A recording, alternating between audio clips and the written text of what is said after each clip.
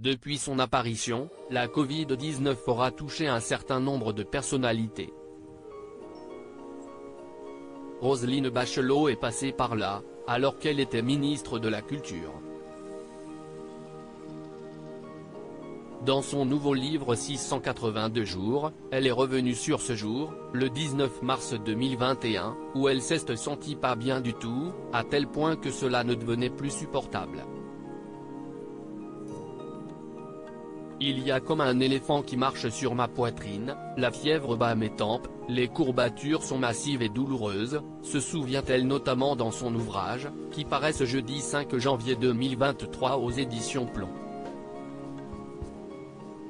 Ses maux étant devenus insoutenables, elle fut transportée en urgence à l'hôpital Béguin, situé à Saint-Mandé, note de la rédaction, où elle y est restée 3 semaines, a raconté Laurence Ferrari pour Paris Match, elle qui s'est entretenue avec la femme politique pour avoir son ressenti sur cet épisode.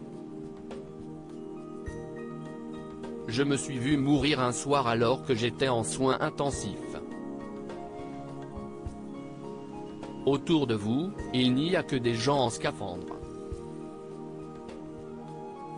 La famille n'a pas le droit de venir. Vous n'êtes plus dans le monde des hommes. J'ai pensé, je vais partir seule, a notamment révélé Roselyne Bachelot à la journaliste, rappelant que tout comme elle, Elisabeth Borne a elle aussi été confrontée à une Covid-19 particulièrement difficile puisque l'actuelle première ministre avait également été hospitalisée. L'orgueil, ça aide parfois mais l'ami de Jean Castex est finalement parvenu à se sortir de cette situation délicate, notamment grâce à sa force de caractère, j'ai eu un sursaut. Je me suis dit, dis donc Roselyne, tu ne vas pas laisser tomber. L'orgueil, ça aide parfois.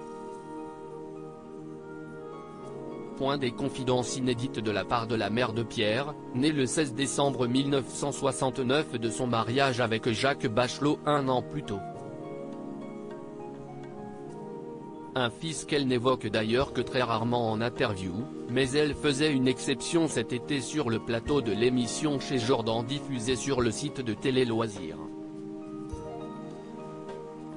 Elle s'était notamment confiée sur les attaques que son fils avait pu subir lorsqu'il était enfant, à cause de sa notoriété. Est-ce que j'ai le droit d'imposer à mes proches le fait d'être moqué dans une cour de récréation, d'être attaqué par des professeurs?